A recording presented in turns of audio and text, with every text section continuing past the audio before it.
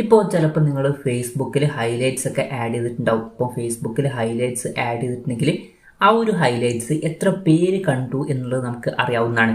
അപ്പം ഈ ഒരു വീഡിയോയിൽ നമ്മൾ നോക്കാൻ പോകുന്നത് ഫേസ്ബുക്കിൽ ഹൈലൈറ്റ്സ് ആഡ് ചെയ്തിട്ടുണ്ടെങ്കിൽ അത് എത്ര പേര് കണ്ടു എന്നുള്ളത് എങ്ങനെ അറിയാം എന്നുള്ളതിനെ കുറിച്ചിട്ടാണ്. അതിന് വേണ്ടിയിട്ട് ഫേസ്ബുക്ക് ആപ്ലിക്കേഷൻ ഓപ്പൺ ചെയ്യുക. ഓപ്പൺ ചെയ്ത് കഴിഞ്ഞാൽ മുകളിൽ 3 ലൈൻസ് കാണാൻ പറ്റും. അതിൽ ക്ലിക്ക് ചെയ്യുക. അതിൽ ക്ലിക്ക് ചെയ്യുകയാണെന്നുണ്ടെങ്കിൽ നിങ്ങളുടെ പ്രൊഫൈൽ നെയിം കാണാൻ പറ്റും. അതിൽ ക്ലിക്ക് ചെയ്യുക. അതിൽ ക്ലിക്ക് ചെയ്യുകയാണെന്നുണ്ടെങ്കിൽ ഇവിടെ നിങ്ങൾക്ക് ഹൈലൈറ്റ്സ് കാണാൻ പറ്റും.